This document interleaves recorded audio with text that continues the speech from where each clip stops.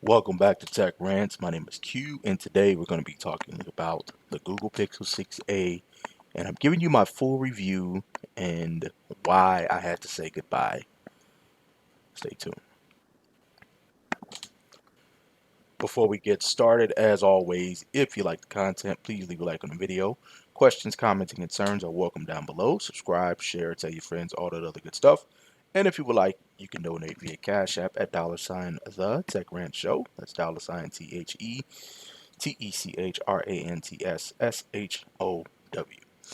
I'm going to answer a couple questions as well before we get started. So first of all, um, to answer a question a couple people left about why you didn't make a video on the Galaxy Z Fold and Z Flip reaction. Well, I did really watch the video.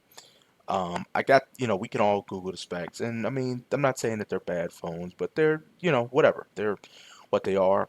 And as far as me actually picking up these devices, the only way that's going to happen is if I win the lottery tomorrow, Samsung gives it to me for free, or somebody makes a huge donation via Cash App, and I buy it that way. Of course, like I said, donations are not required, but a lot has to happen in order for me to pick up those devices. If you want to see them and you want to donate to the fund, hey, go ahead. But if not, or Samsung, if you want to send me one, you can go ahead and send me one.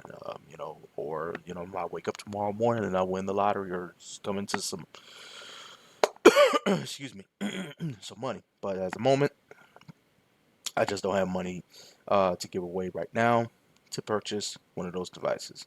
And also, my Total Wireless review, that should be coming this week, so stay tuned for that.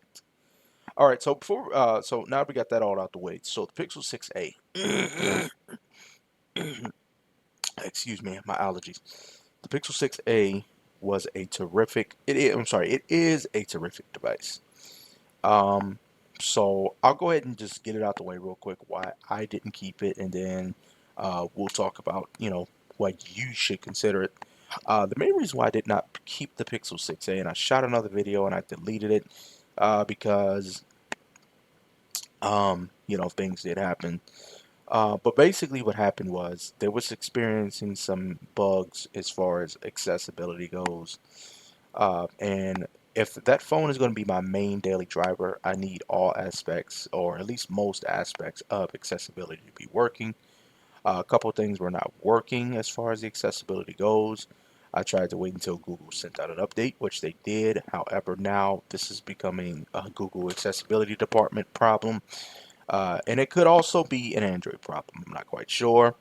Google says they're trying to fix it, but I can't wait around, especially with my job. And, like I said, this phone's supposed to be my main daily driver, so I could not wait. So, therefore, the Pixel 6a cannot stay in rotation. I could have put it on another line. I didn't want to do that. I could have put my wireless SIM card in it, but I found out it wasn't unlocked.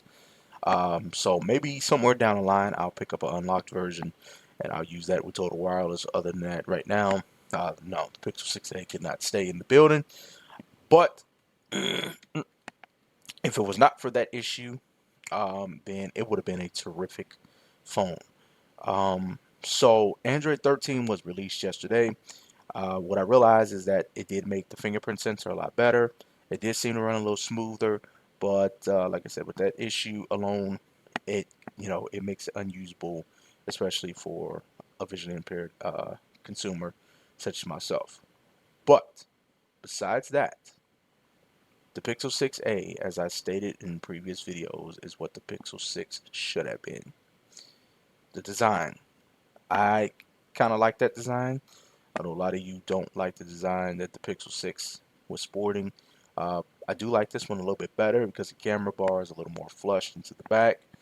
Kind of gives it more of a compact look and a compact feel, and it still has some weight to it. Pretty good phone. So we all know the specs: 6.1-inch display, 1080p, 60 hertz. I know, boo, boo, 60 hertz.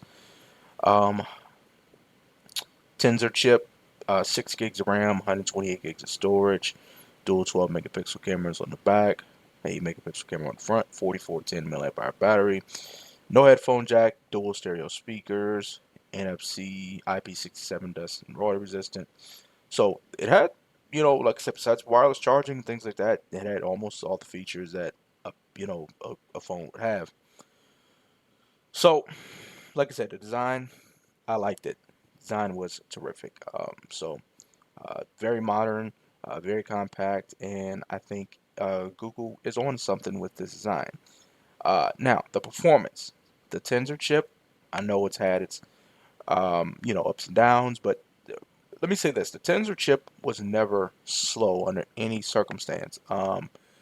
It definitely holds its own. However, it just experienced some bugs. I didn't really experience any major bugs besides the accessibility thing and excuse me, and the fingerprint sensor started to get on my nerves towards the end there. But other than that, I didn't experience any issues. The phone navigated fluently. Didn't have any crashed apps. It was just wonderful. I didn't experience any overheating issues that some people did. But it was it's been a terrific experience. And Google, when their phones work, they work. You're not going to have any issues. But you could just tell that it was buggy. Pre-release software, a couple months behind, and I don't think, Google doesn't say it directly, but I really think that once software starts falling behind like that, it's almost 60, 90 days behind. It was moving a little slow, but it was a good phone. The performance was terrific. Like I said, I didn't experience any overheating issues. I did experience some fingerprint sensor issues, but other than that, it is what it is. As far as the display, I'm not going to comment on that because I've said it so much. Don't let the fact that it's 60 hertz deter you. Just don't. Okay. Anyway, performance, like I said, is good. Battery life, it takes about a week, maybe two, for it to actually learn you, and then the battery life starts settling in. So you may think, well, it sucks for a while, but actually, just give it some time, and battery life is terrific. So yeah. Um, Overall, 449 bucks. Some places you can get the phone for 249, 299. There's deals going on right now. T-Mobile, you can get it for 149 if you add a line. I think that the Pixel 6a is a terrific value in the Android market. You're not going to find a phone at that price that's running a flagship processor and is going to give you flagship performance. I mean, the Galaxy A53, no, it does not run a flagship processor.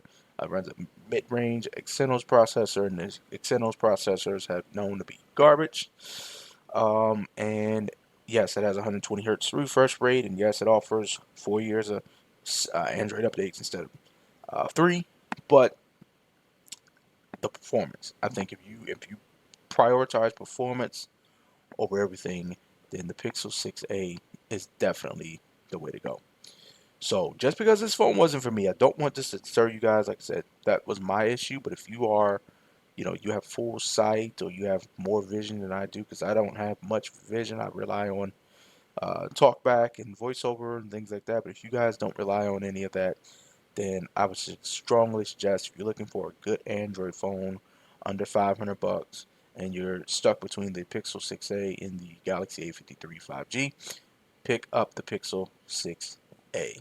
You won't regret it. It's a terrific phone, good design, good performance, good battery life, good cameras, and I really think that you'll be happy with your purchase. All right?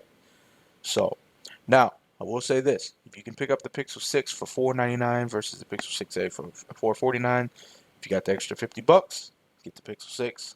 I don't know how it's been performing after a while. I haven't. I might pick one up here down the line and test it out again.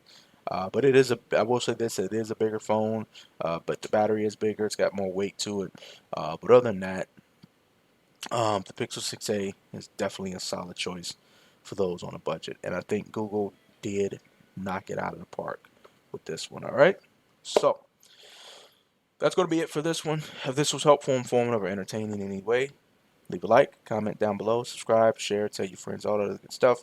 Donations for Cash App and all that being in the description below. And stay tuned for more videos, and I will catch you guys on the next one. Later.